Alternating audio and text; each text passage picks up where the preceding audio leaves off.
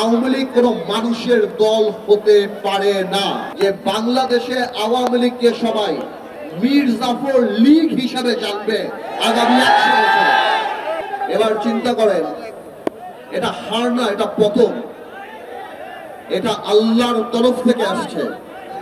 আমার এখানে অনেক ভাইদের বক্তব্য আমি শুনলাম, তারা বলছেন যে আমরা বিচার চাই। ভাইয়েরা আমার, আমি বলবো বিচার শুধু আরম্ভ হয়েছে ইনশাআল্লাহ।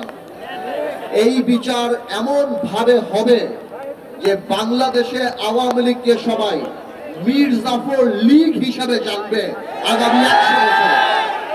আওয়ামী লীগ একটা রাজনৈতিক দলের অস্তিত্ব হারিয়ে ফেলেছে। এই আওয়ামী লীগের 71 সালে যে অবস্থান ছিল, আজকে আওয়ামী লীগ যে ক্যারেক্টার, যে চারিত্রিক বৈশিষ্ট্য চলে আসছে, আওয়ামী লীগ কোনো মানুষের দল হতে পারে না।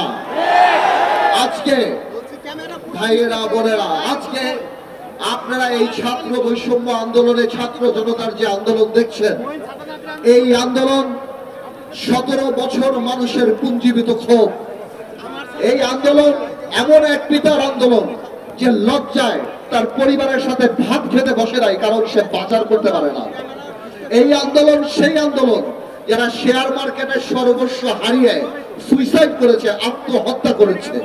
এই আন্দোলন সেই আন্দোলন যখন মানুষ বাজারে যাওয়া বন্ধ করে দিয়েছে, বলতো বাজারে গেলে আমরা লজ্জা পাই। এই আন্দোলন গত 17 বছরে আমরা জেল খেলেছি, আমাদের বিএনপি সচিবরা জেল খেলেছে।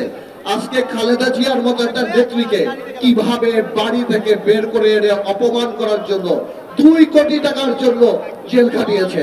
তারেক রহমানের স্ত্রী, তারেক রহমানের পরিবার সহ সবাইকে এই সরকার, গত সরকার, আওয়ামী দুঃশাসনের সরকার, 2টা মাত্র থিওরিতে বিশ্বাস করে। এক হলো শত্রু, এক হলো ষড়যন্ত্র। ওনাদের বিরুদ্ধে কথা বললে আমরা শত্রু, ওনাদের বিরুদ্ধে আলাপ করলে আমরা ষড়যন্ত্র করি। এই 17 বছরে তারা এই কাজ করে করে মানুষের মনের মধ্যে থেকে জায়গা এমন ভাবে তাদের চলে গিয়েছে যে তারা তো পুলিশ দিয়ে খালেদা জিয়ার বাড়ি খালি করেছিল। আজকে বাংলাদেশের জনগণ সেই গণভবনকে তাদের কবরের ভবন বানিয়ে দিয়েছে। আমি আর বেশি বলবো না, আমি শুধু এতটুকুই বলবো, যারা শহীদ হয়েছেন, যারা আহত হয়েছেন, 17 বছরে যারা আহত হয়েছেন, আমার মনে হয় সরকারের পাশাপাশি একটা এই বৈষম্য বিরোধী আন্দোলনে যারা ছিল তাদের একটা লিয়াজো কমিটি আমাদের দলদের মাঝখানে করে দেওয়া উচিত। মাঝখানে আমরা অনেকে সাহায্য করতে চাই, কিন্তু আমরা পারি না, আমরা পাই না, আমরা যোগাযোগ ব্যবস্থা স্থাপন করতে পারি না। আমি মনে করব নিবন্ধিত রাজনৈতিক দল বা যারা কিংবা এই স্বৈর শাসনের ফাঁদে পা নিয়ে দালালির খাতায় নাম লিখে নেই, এই গণতান্ত্রিক আন্দোলনে জনগণের সাথে ছিল, আমি অনুরোধ করব, আমি আপনাদেরকে আশ্বাস দিচ্ছি, আমি বলে যাচ্ছি ইনশাল্লাহ আমরা সবাই মিলে যদি লিয়াজা কমিটি করি, আমরা এই প্রাইভেট সেক্টর থেকে ওনাদের যথেষ্ট যেই ক্ষতি ওনাদের হয়েছে ওইটা তো আমরা পোষণ করতে পারবো না। কিন্তু আমি সবসময় বলি, ইমোশন তো ভালো, তবে পুনর্বাসন ইমোশনের চেয়ে বেশি ভালো।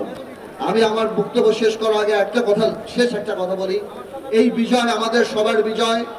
আমরা জানি কোনো কারণেই এই শহীদদের আর যারা আত্মত্যাগ করেছে তাদের রক্তের সাথে বেঈমানি না করি।